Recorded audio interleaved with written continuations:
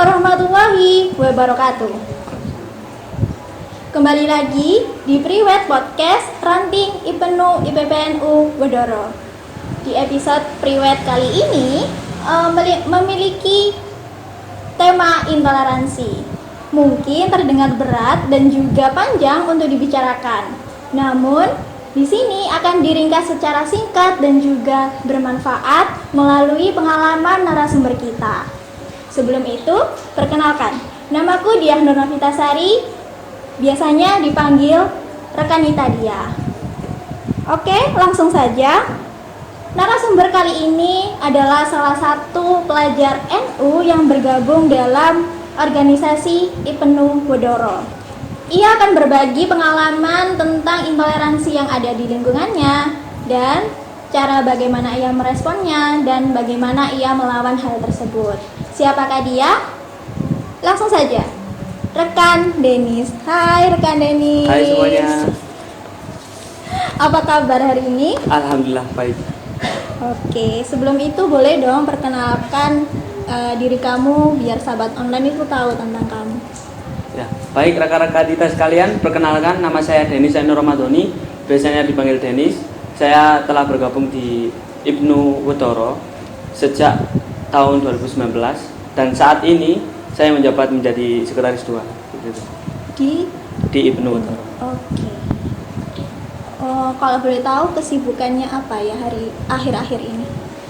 Kalau kesibukan saya pribadi itu kan sekarang kelas 12 jadi lebih ujian terus pokoknya. Jadi lagi sibuk-sibuknya kayak tryout untuk Betul. Persiapan Menuju ujian PTN. Oh, oke.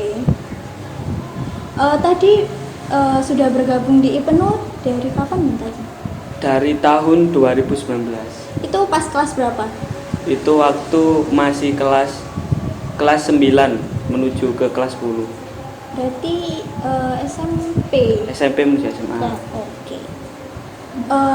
Pengalaman yang menarik menurut Denis di pas ketika bergabung di IPNU IPPNU Wedoro ini apa?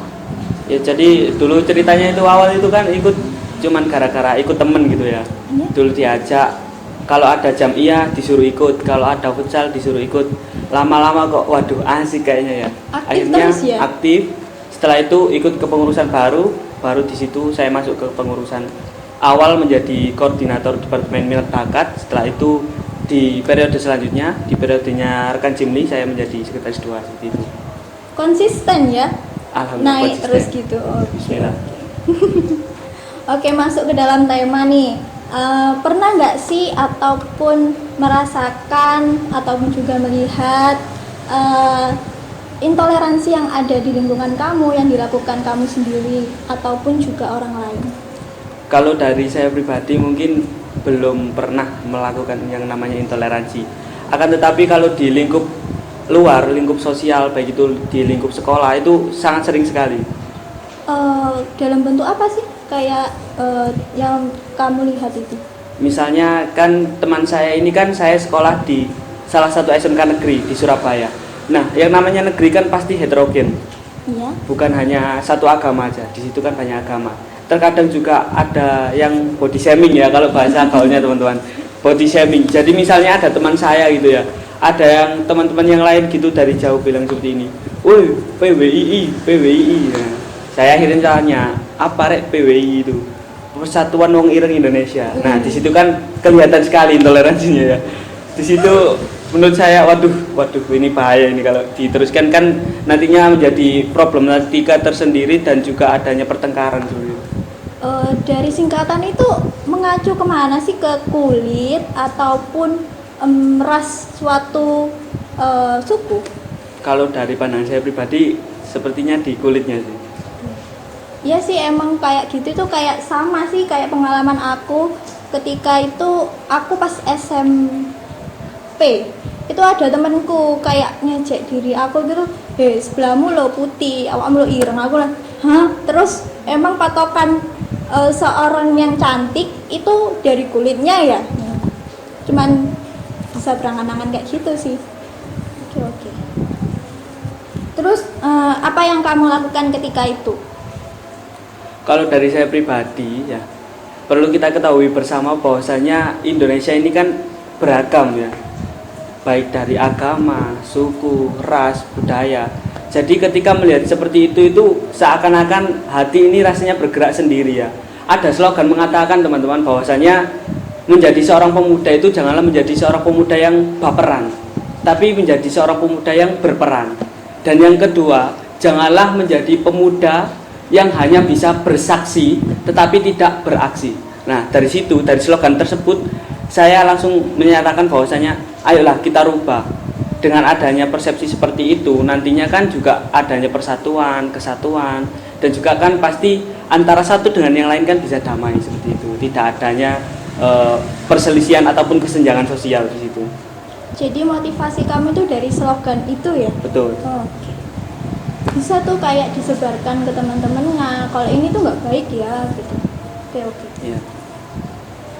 Terus alasan kamu kayak meyakini slogan itu tuh baik, kenapa? Ya karena kan itu tadi, dengan adanya misalnya dengan adanya intoleransi itu kan pasti juga membuat perpecahan antara satu dengan yang lain.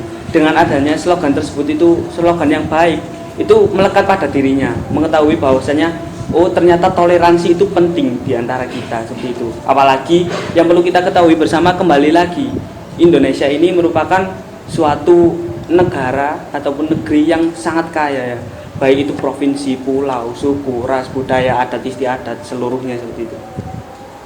Sebelum jauh sih, aku pengen tahu intoleransi dari kamus kamu itu kayak gimana? Kalau dari pandangan saya pribadi, intoleransi itu kita memaksakan kehendak kepada orang lain, kita tidak mau bergaul, dan kita merasa kelompok orang itu tidak baik buat kita, dan keyakinan kita itu ya keyakinan kita sendiri. Seperti itu. Apakah berbeda itu juga menjadi salah satu yang masuk ke kamus kamu atau sudut pandang kamu? Betul, berbeda. Oke. Terus ada nggak tips kamu untuk tidak melakukan intoleransi ke semua orang lah? Kalau tips dari saya pribadi itu menyatakan bahwasanya kita harus melatih diri kita untuk bisa bersatu ya, dan juga berkolaborasi antara satu dengan yang lain. Dengan adanya kita kolaborasi seperti itu, kita melatih diri untuk bisa menyatukan persepsi bahwasanya kita semuanya itu sama ya, satu negara, satu bahasa seperti itu. Pernah nggak melakukan kolaborasi itu? Kalau dari saya pribadi pernah melakukan ya. Misalnya di sekolah, kan di sekolah ada yang namanya organisasi siswa intrasekolah OSIS. Kebanyakan kan di dalam OSIS sendiri itu ada beberapa sekbid ya, ada 10. Yang pertama kan tentang imtak ya, keimanan dan ketuhanan yang Maha Esa itu. Itu kan kita juga tidak hanya sekedar mengarah ke PHBI, peringatan Hari Besar Islam. Di dalamnya kan juga ada yang namanya Hari Natal. Yang namanya sekolah negeri kan tidak harus terfokuskan kepada yang beragama mayoritas itu ya. Oh, iya. Jadi yang minoritas juga harus diperhatikan seperti itu. Oke.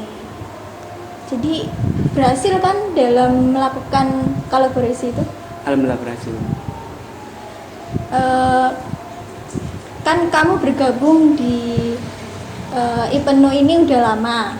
Nah, peran di IPENU ini ada nggak sih mempengaruhi cara kamu untuk bersikap pada intoleransi ini?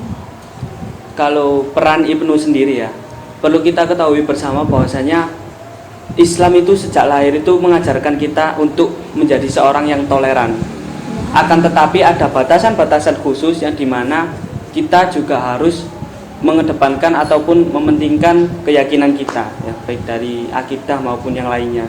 Karena kan juga di Al-Quran juga sudah disebutkan bahwasanya lakum dinukum waliyati, untukmu agamamu dan untukku agamaku, seperti itu. Jadi harus bisa memfilter dan memilah antara mana yang harus kita toleransi dan mana yang memang harus kita jauhi, seperti itu. Harus pintar-pintar untuk memfilter ya. Kalau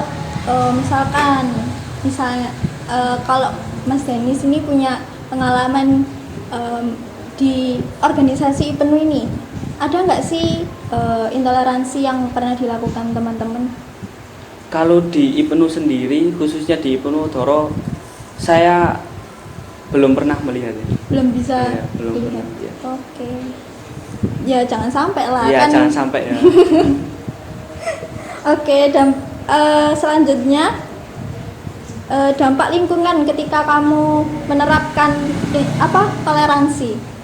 Kalau dampaknya sendiri pasti banyak ya. Yang terutama hidup di masyarakat, ketika kita sudah mampu untuk melakukan toleransi, itu pasti yang namanya masyarakat sejahtera itu pasti ada, harmonis pasti ada.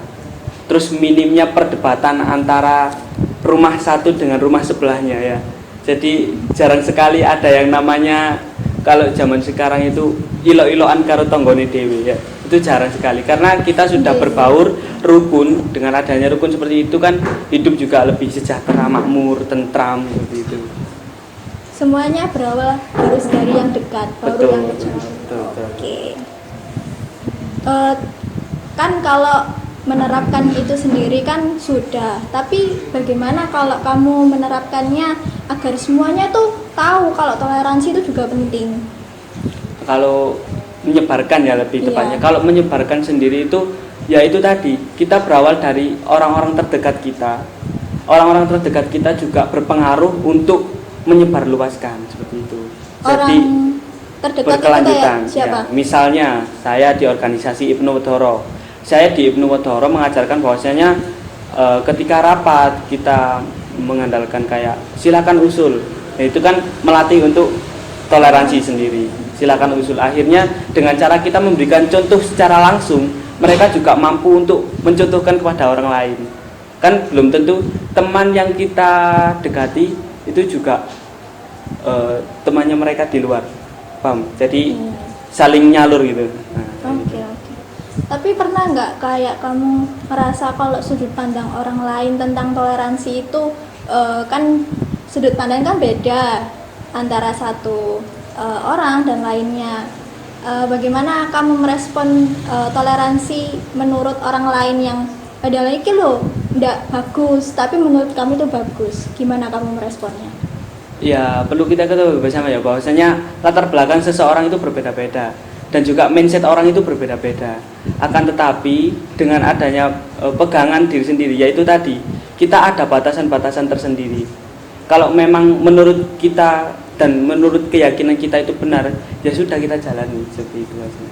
Kalau memang orang lain itu menganggap yang menurut kita salah itu benar, ya kita kan tinggal bisa menghargai, menghormati sehingga tidak ada konflik antara satu dengan yang lain seperti itu. Oke, karena dengan berdamai dengan Betul. keberbedaan itu jadi kunci kita untuk Ya. toleransi.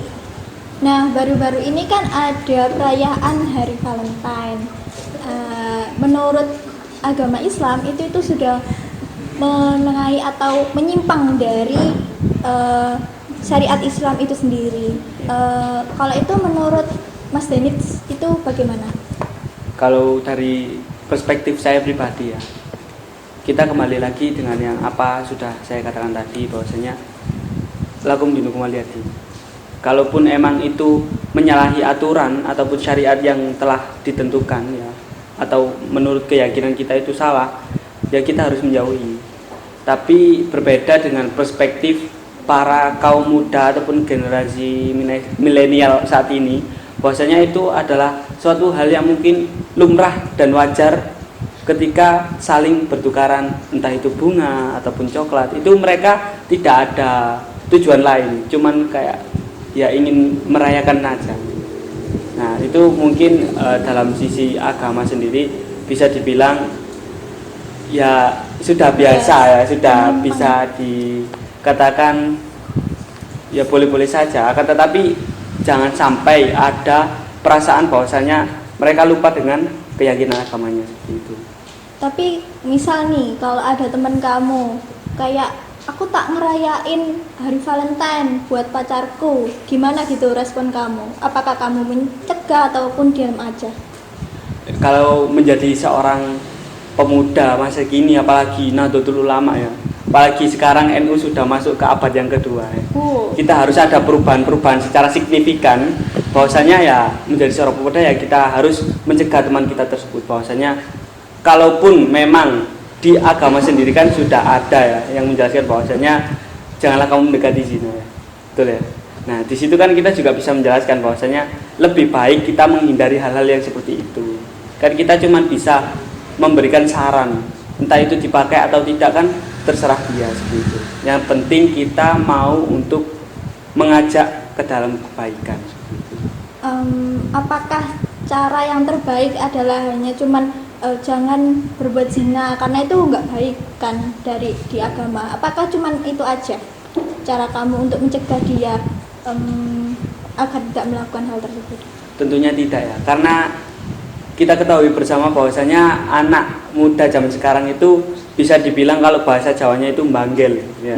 Susah dibilangin. Kalau dibilangin mungkin masuk telinga kanan langsung keluar telinga kiri seperti itu ya. Jadi mungkin kita melakukan pendekatan-pendekatan khusus. Kalau seumpama yang bercerita atau curhat itu teman cowok saya, kan saya bisa mengajak untuk ngopi ya, ngopi, nyantai, main game gitu sambil dibilangin, ayolah, usia kita sudah berapa ya. Dilakukan pendekatan secara khusus yang mungkin bisa membuat mindset dia berubah seperti itu. Oke. Jadi pendekatan kayak ngopi gitu terus dibilangi secara baik-baik. Cara membangun karakter untuk setia dan berpegang teguh pada toleransi menurut Dennis itu kayak gimana? Jadi gini teman-teman, kalau dari saya pribadi itu ada 3 cara ya. SRU. Yang pertama S, start. Ya kalau emang kita mau setia pada toleransi, ya kita harus start dulu. Kita mulai dulu. Yang dimana itu adalah enter ya, enter, masuk. Kita harus masuk dulu ke dalamnya. Jangan entar ya. Enter sama entar beda ya. Enter itu ya wis masuk ya. Kalau entar kan nanti dulu. Jadi kalau ingin setia pada toleransi, ya kita harus masuk ke dalamnya. Bisa dibilang kalau berenang, ya jangan kakinya aja. Sekalian semuanya turun. Seperti itu. Yang pertama, start. Yang kedua, repetition. Kalau emang kita mau setia, kan kita harus melakukannya secara berulang-ulang. Secara konsisten. Kalau emang kita hari ini membantu, besok ya harus membantu lagi. Kalau emang kita hari ini bekerja sama, ya kita harus bekerja sama lagi seperti itu. Yang ketiga, SRU, upgrade yang terakhir. Jadi misal kalau seumpama kita sudah membantu seseorang dalam segi apa gitu ya, di kemudian hari harus ada peningkatan. Entah itu membantu dan juga bersedekah ya kan? Ada peningkatan tersendiri seperti itu. Oke, bisa dicatat dan diingat ya teman-teman. Salah satu cara membangun karakter Mas Dennis untuk selalu setia pada toleransi. Oke, terakhir ini keluar dari tema ya. Iya. Motivasi Mas Dennis untuk menuju kesuksesan hidup itu kayak gimana? Kalau prinsip yang saya pegang sendiri selama ini sebenarnya kalau emang kita mau sukses ya kita harus mau mewujudkan apa yang ingin kita wujudkan itu ya harus berjuang ya. Kalau emang kita ada niatan tapi gak ada action kan sama aja ya. Kan ada slogan mengatakan bahwasanya kalau hidup sekedar hidup, kera di hutan juga hidup teman-teman. Dan kalaupun kerja sekedar kerja, kerbau di sawah juga bekerja. Nah sedangkan kita adalah manusia, bukan kera ataupun kerbau. Manusia yang dibekali oleh akal, pikiran. Jadi harus mampu untuk memperjuangkan apa yang ingin diwujudkan. Itu yang pertama. Yang kedua, take responsibility. Menjadi seorang manusia kita harus mampu untuk mengambil tanggung jawab. Seperti itu. Dan harus locus internal control. Jadi jangan selalu menyalahkan orang lain. Kembali lagi, ketika ada suatu problematika ataupun permasalahan, gimana caranya permasalahan itu kita kembalikan kepada diri kita sendiri. Sebelum kita memberikan arahan, kita introspeksi dulu. Apakah sudah pantas untuk memberikan arahan orang lain? Ya, seperti itu. Terus kita kan tadi bilang bahwasanya tidak perlu menyalahkan orang lain. Itu ada kisahnya, kisah Nabi Adam, ya, kisah Nabi Adam. Nabi Adam diturunkan dari surga ke bumi itu kan gara-gara apa teman-teman? Makan buah kuldi, ya. Itu kan juga atas bisikannya setan, ya, betul. Tapi Nabi Adam tidak mengatakan bahwasanya iki kabeh salah iblis. Iya. Tapi apa? Rabbana dalamna anfusana wa illam taghfir lana wa tarhamna lanakunanna minal khosirin. Ya Allah, aku telah mendolimi diriku sendiri. Loh, dikembalikan pada dirinya sendiri. Seperti itu. Yang terakhir, kita harus mampu untuk memiliki integritas ya. Antara ucapan, tindakan itu harus sesuai seperti itu. Oke. Harus konsisten. Harus ya? konsisten itu. Kalau menjalani hidup untuk kesuksesan hidup itu juga kan perlu tujuan. Nah, tujuannya Mas Denis ini kemana? Kalau tujuan saya pribadi lebih kayak inginnya bermanfaat bagi orang lain aja lah. Kan sesuai dengan syariat Islam, khairun nas anfa'uhum linnas. Sebaik-baiknya manusia adalah manusia yang bermanfaat bagi orang lain seperti itu. Oke, pengalaman dan juga ilmu yang bermanfaat ya untuk sahabat-sahabat online mengenai intoleransi. Terima kasih untuk rekan Denis yang sudah menjadi narasumber dan mau berbagi pengalaman mengenai intoleransi. Oke, intinya dimanapun kalian berada, kunci kita adalah berdamai dengan keberagaman yang ada di hidup kita. Baik, aku Dia, pamit undur diri. Assalamualaikum warahmatullahi wabarakatuh. Salam berjuta. Belajar, berjuang, bertakwa. Sampai jumpa di episode priwet selanjutnya. Bye. Salam 3B. Belajar, berjuang, bertakwa.